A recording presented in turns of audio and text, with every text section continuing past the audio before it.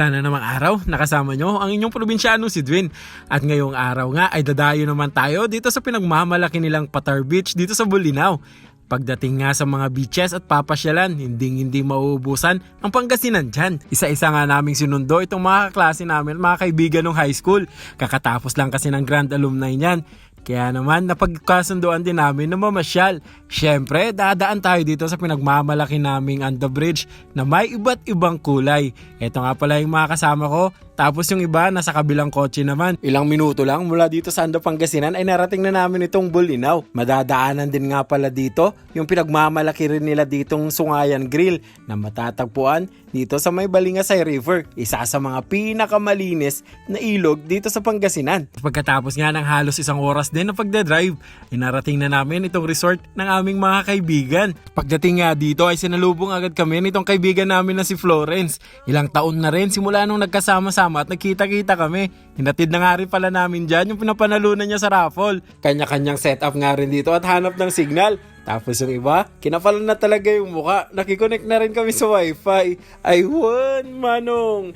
Pero habang naghihintay kami ng papamerienda ng aming kumare, hindi ko rin maiwasan talaga na mamangha rin dito sa Patar Beach.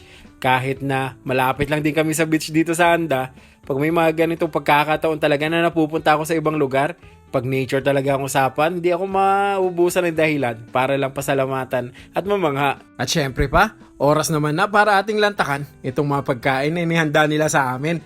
Syempre, uunahin natin dyan itong napakasarap na carbonara nila. Meron din homemade pizza. At syempre, pag mga ganitong kainan talaga, sasabayan pa natin ng masarap na kwentuhan para naman mas lalong magiging masarap yung bandingan. Kwentuhan nga pala namin dito, pinag-uusapan namin yung mga kasama namin na hindi nakasama. Kaya sa susunod, pag may mga outing na ganito, sumama kayo para hindi kayo yung maging topic nila. Nandito ata yung number 1 na marites sa amin. Ayun, manong! Pero nakakatawa nga lang din talaga. Kahit paulit-ulit yung kwentuhan nyo, hindi nakakasawa. Ito nga rin pala yung pinaka-energetic sa amin. Ang aming kaibigan na si Junalyn. Bawat tawa niyan, aaper at hahampas sa akin. Tingnan mo naman kung gaano talaga niya i-demonstrate kung paano talaga nangyari sa mga oras na yun.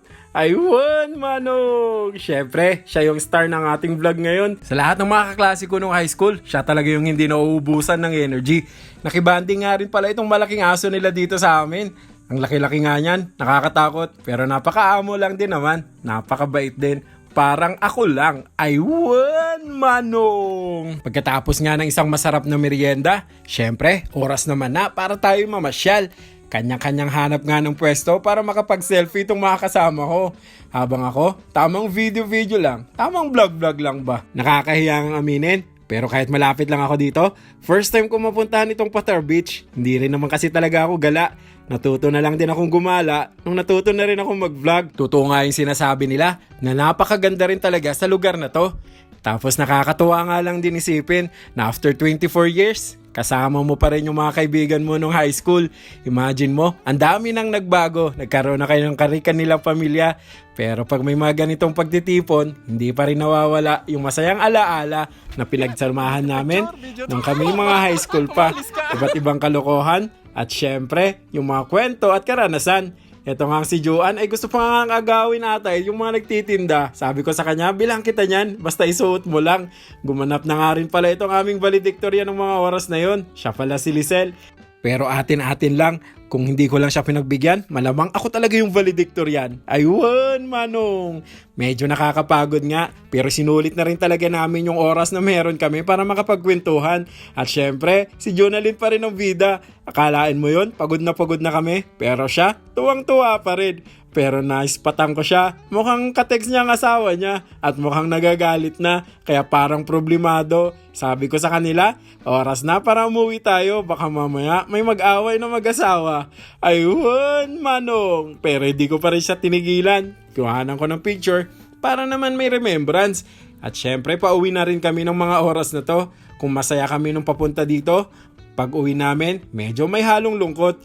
Hindi namin alam kung ilang taon ulit bago kami magkita-kitang magkakaibigan. Pero basta solid na yung foundation, hindi mo naman kailangan talaga na magka-text, magka-chat, magkamustahan araw-araw. Basta pag nagkita-kita, wala nang halong drama. Automatic yan, banding na. At hanggang dito na nga lang ulit mga ka-Promdi. Maraming salamat sa pagsama.